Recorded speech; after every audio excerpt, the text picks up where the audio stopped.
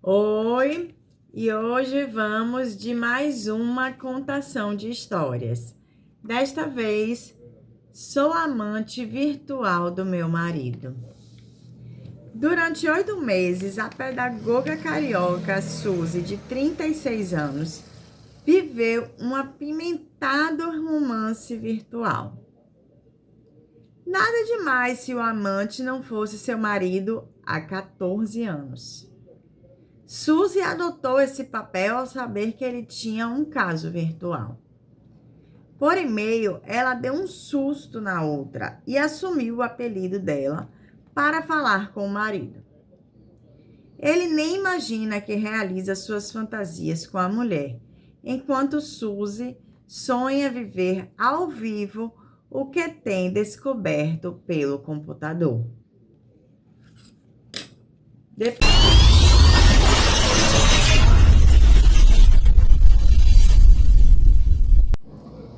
Conheci o Eric, meu marido, na faculdade. Antes dele, tive apenas um namorado, um homem único que beijei sem ser o Eric. Ele também só teve 2 namoros sérios antes de mim e dizia que nunca tinha se apaixonado até me conhecer. Nós nos casamos jovens, eu aos 22 anos e ele aos 25, com véu, grinalda, igreja enfeitada e festança. No começo, éramos muito apaixonados. Quase não havia brigas nem desculpas esfarrapadas que ele começou a dar depois de um ano. Como ele é advogado, dizia que tinha uma audiência e ia chegar mais tarde. Eu desconfiava que ele tinha casos, mas não investigava, com medo da confirmação. Nessa época, tudo fluía bem na cama, embora eu sentisse que ele me poupava de palavras picantes. Sacanagens mesmo. Mas como estava apaixonada e ele era o meu primeiro homem, acabava aceitando. Depois de 2 anos, tive minha primeira filha. Aí ele mudou de vez. Me via mais como mãe, não me desejava como antes. Logo engravidei novamente. Temos 2 meninas, de 10 e 8 anos, super parecidas com o pai. O sexo foi ficando cada vez mais tradicional e eu me acomodei naquele casamento estável. Até que, há 3 anos, eu soube por uma amiga que Eric havia tido um caso com uma mulher bem mais nova do que eu. Sofri muito, armei a maior briga. Ameacei me separar.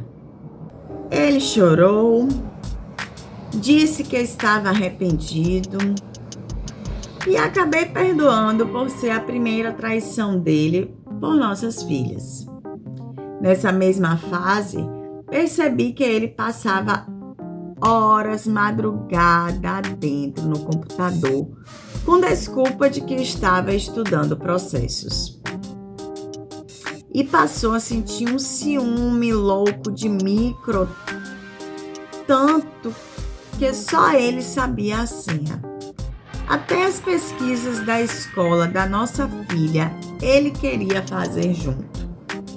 Quando eu pedia atenção, ele me respondia com patadas. Comecei a desconfiar que ele estava namorando pela internet, quando vi sem querer que estava numa dessas salas de bate-papo. Notei que ele não saía dos chats e quando eu me aproximava, fechava a página e fingia estar trabalhando. No final de 2003, com meu 13º salário, comprei uma microcâmera. A ideia era confirmar tudo e ter como provar. Em um sábado, sozinha em casa, instalei a câmera no móvel atrás do computador, de modo que filmasse a tela. Estava tensa, mas me sentia ousada. Assistia às fitas trancada no meu quarto. Pude ver que ele fazia sexo virtual com várias mulheres e mantinha um namoro que não parecia recente com uma delas. O que mais me surpreendeu foi a forma como ele se portava, como se fosse um garanhão. Ele as chamava de cachorra, de pilantrinhas.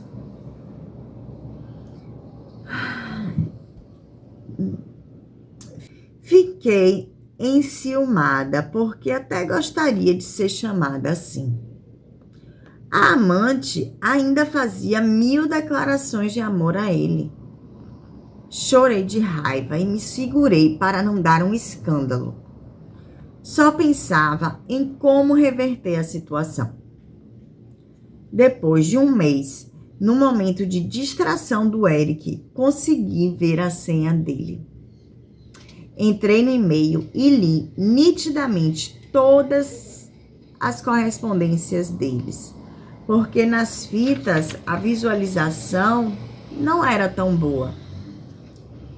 Eles descreviam suas fantasias com palavras chulas. Quase sempre ele era o médico e ela a paciente. Pude ver que ela morava em outra cidade, o que achei ótimo, porque do contrário teriam se encontrado. Na hora mandei um e-mail xingando a tal amante e mudei a senha dele. Nem sei se ela respondeu.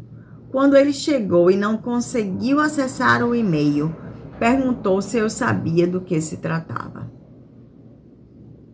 Eu disse que tinha mudado a senha para ele não se comunicar mais com aquela cachorra.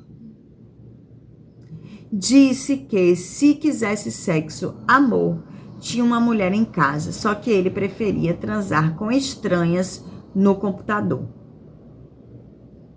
Para variar, ele chorou, disse que nunca mais faria aquilo, que mulher igual a mim não existia.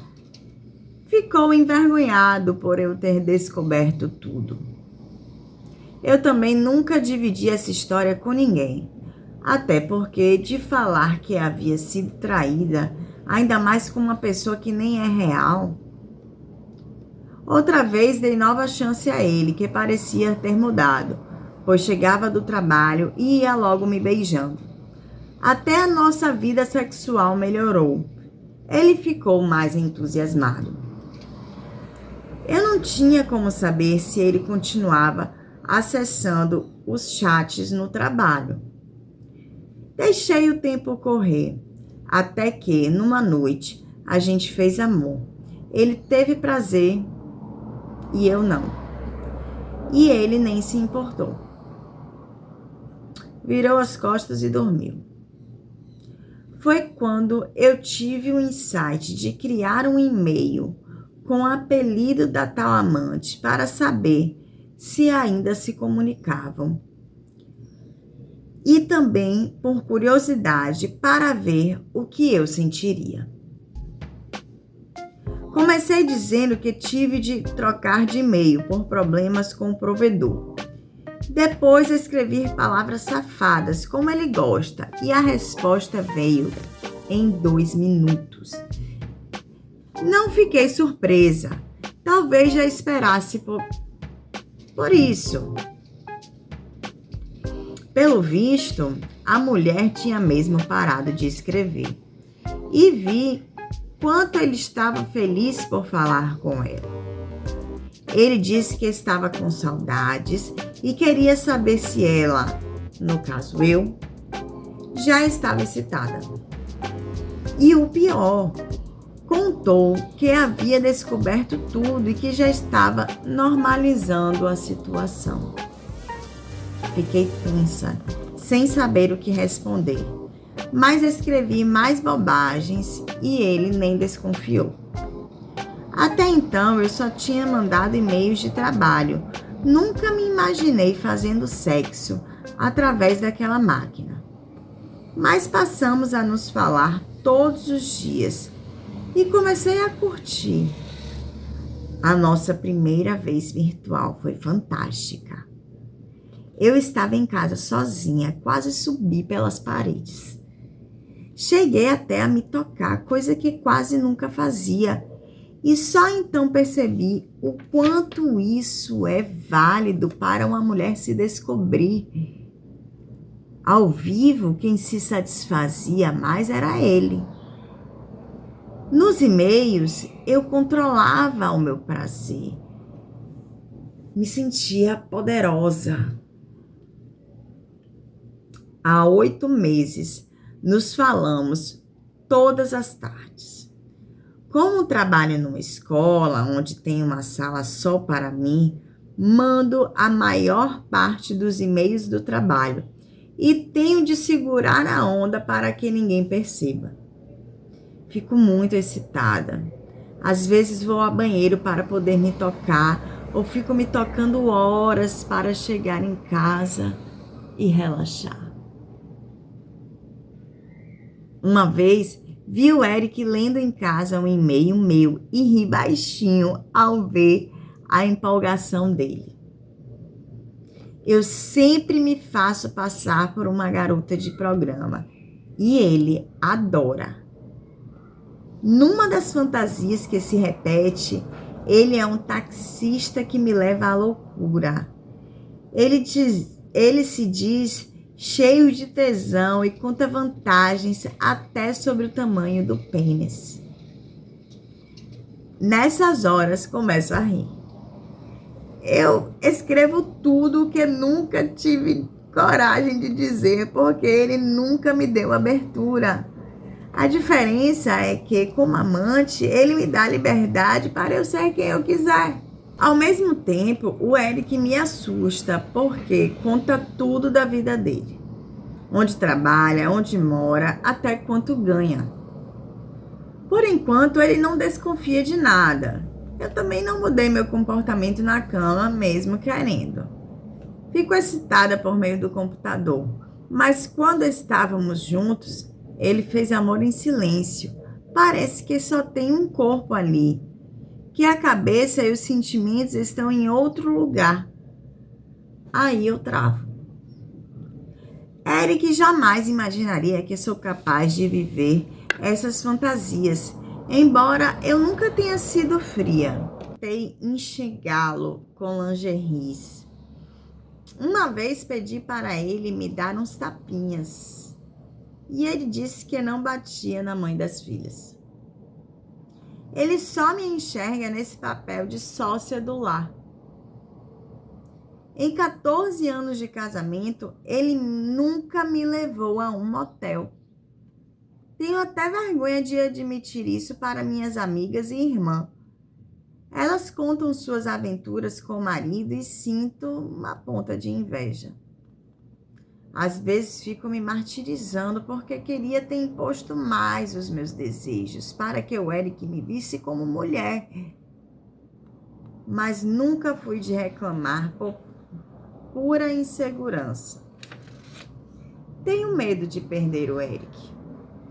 Gosto de dar e receber carinhos, mas ele não me beija ou abraça em público. E sei que não é por vergonha de mim, porque sou magra e conservada para os meus 36 anos. Por incrível que pareça, eu ainda tenho amor pelo Eric, embora as melhores lembranças sejam do tempo do namoro. Ele me mandava flores, fazia de tudo para me conquistar. De repente, eu me pego pensando que meu casamento talvez seja uma ilusão. Prefiro acreditar que não. Então, espero que as coisas mudem. Já passou pela minha cabeça trair o Eric também, mas nunca tive uma chance concreta e me aprovo com a ideia de ficar com outro homem, mesmo pela internet. Sou tão carente que tenho medo de me envolver sem saber direito com quem. Quanto ao Eric, não sei se sou a única amante virtual. Ele já me perguntou por que a gente não conversa à noite. Eu disse que não tinha computador em casa. E ele voltou a acessar o nosso micro nas horas vagas. O sexo virtual pode ser saudável, desde que não vire vício. Cada vez mais gente entra nessa porque o anonimato permite fazer o que não se tem coragem no dia a dia. Nestes 8 meses, já fui enfermeira, prostituta, mas a imagem que faço de mim mesmo é a de uma mulher que está buscando prazer, nem que tenha de se fazer passar por outra pessoa. Acho até humilhante agir assim para ter momentos íntimos com meu marido. Pretendo um dia acabar com toda essa farsa. Já estive a ponto de contar há alguns meses, quando senti muito prazer só ao ver o Eric se enxugando depois do banho. Acho que se ele descobrisse tudo, ficaria furioso. Por outro lado, tenho a esperança de que, quando eu me revelar, ele passe a me ver como mulher. Meu sonho é colocar em prática, na nossa cama, todas as fantasias que realizamos pela internet. Do Melhor do Eu Leitora, da Marie Claire.